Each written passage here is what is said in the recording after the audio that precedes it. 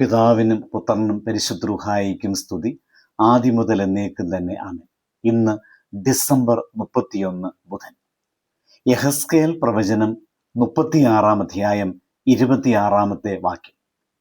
ഞാൻ നിങ്ങൾക്ക് പുതിയൊരു ഹൃദയം തരും, പുതിയൊരു ആത്മാവിനെ ഞാൻ നിങ്ങളുടെ ഉള്ളിലാക്കും. കല്ലായുള്ള ഹൃദയം ഞാൻ നിങ്ങളുടെ ജഡത്തിൽ നിന്ന് നീക്കി മാംസമായുള്ള ഹൃദയം തരും. നാം ഇന്ന് 2025 എന്ന വർഷത്തിൻ്റെ അവസാന നിമിഷങ്ങളിൽ നിൽക്കുകയാണ്.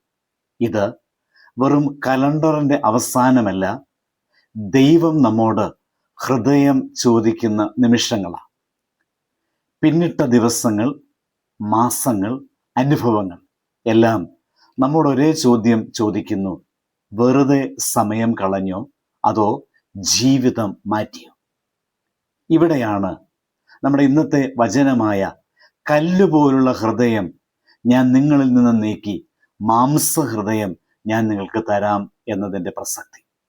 ഇത് മനുഷ്യ പരിശ്രമത്തിൻ്റെ വാഗ്ദാനമല്ല, ദൈവകൃപയുടെ ശക്തമായ പ്രഖ്യാപനമാണ്.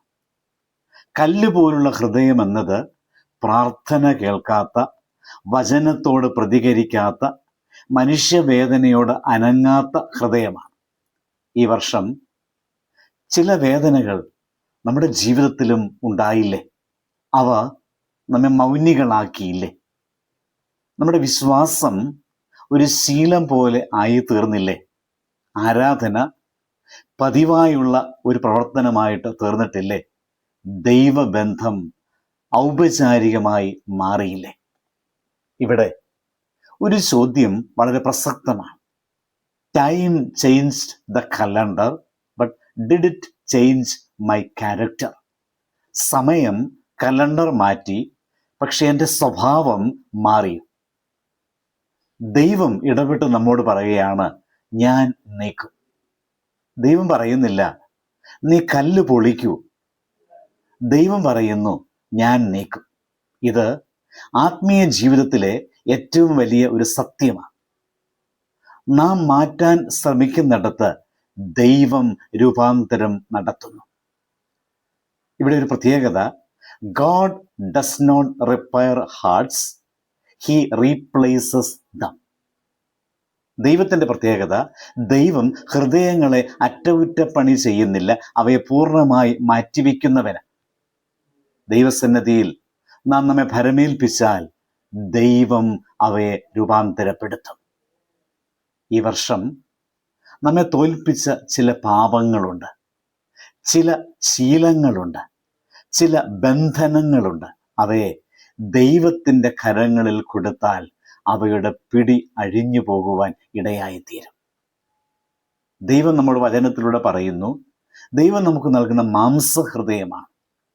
ഇത് ദൈവം തരുന്നൊരു പുതിയ തുടക്കമാണ്. മാംസഹൃദയം എന്നത് ദൈവവചനത്തോട് അടുത്തുള്ളതായ ഒരു ഹൃദയം, സഹോദരൻ്റെ കണ്ണുനീരിൽ ദൈവത്തെ കാണുന്ന ഹൃദയം, പാപത്തോട് അകന്നു നിൽക്കുന്നതായ ഒരു ഹൃദയമാണ്. പുതുവത്സരത്തിലേക്ക് ദൈവം നമ്മെ വിളിക്കുന്നത് പുതിയ പദ്ധതികളിലേക്കല്ല, പുതിയ ഹൃദയത്തിലേക്ക്. New year is not about new resolutions but a new heart. ഹൃദയം പുതുക്കപ്പെടുമ്പോൾ ജീവിതത്തിൻ്റെ ദിശ തന്നെ മാറും. അതുകൊണ്ട് പുതിയ ഹൃദയത്തിൻ്റെ ഉടമകളായി തീരുവാൻ നമുക്ക് ശ്രമിക്കാം. വർഷാവസാനം എന്നത് ഒരു ആത്മീയ തീരുമാനത്തിൻ്റെ നിമിഷമായി പരിണമിക്കണം. ഇന്ന് രാത്രി നാം ഒരു വർഷം വിട പറയുമ്പോൾ ദൈവം ചോദിക്കുന്നു, നീ എന്താണ് കൂട്ടിക്കൊണ്ടു പോകുന്നത്?